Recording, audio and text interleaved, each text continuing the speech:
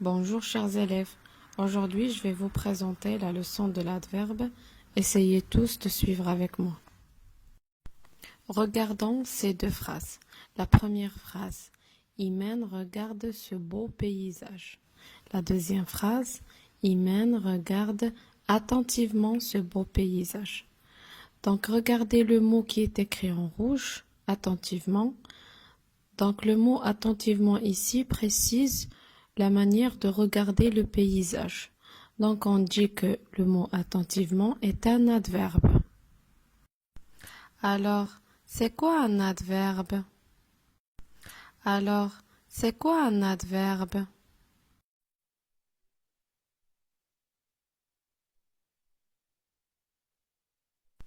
Un adverbe est un mot invariable qui n'a pas de genre ou de nombre, il ne se change pas.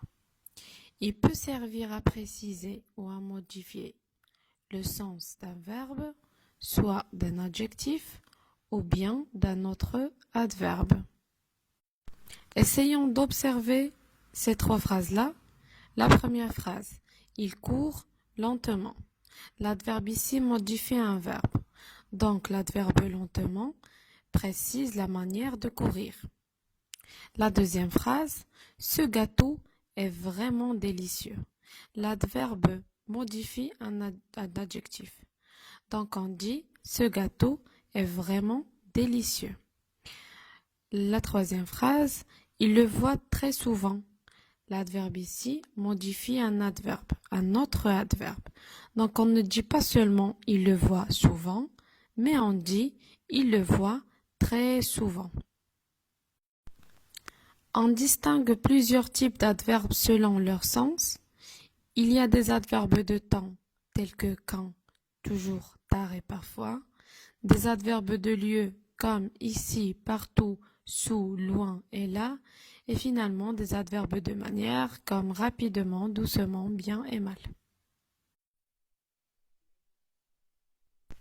Donc, prenons ces trois phrases à titre d'exemple. La première phrase, nous sommes rentrés tard. Donc ici, tard, c'est un adverbe de temps. La deuxième phrase, ils habitent loin. Donc loin ici, c'est un adverbe de lieu. La troisième phrase, ils parlent doucement.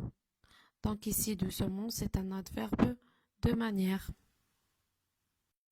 Pour vérifier que vous avez bien compris la leçon d'aujourd'hui, donc essayez de faire cet exercice d'application chez vous, qu'on corrigera prochainement, Inch'Allah.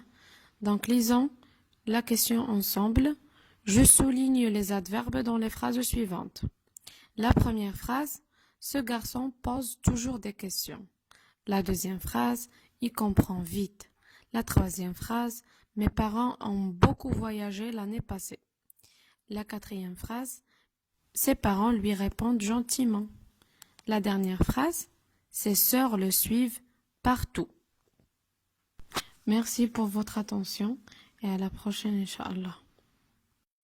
Merci pour votre attention et à la prochaine, Inch'Allah.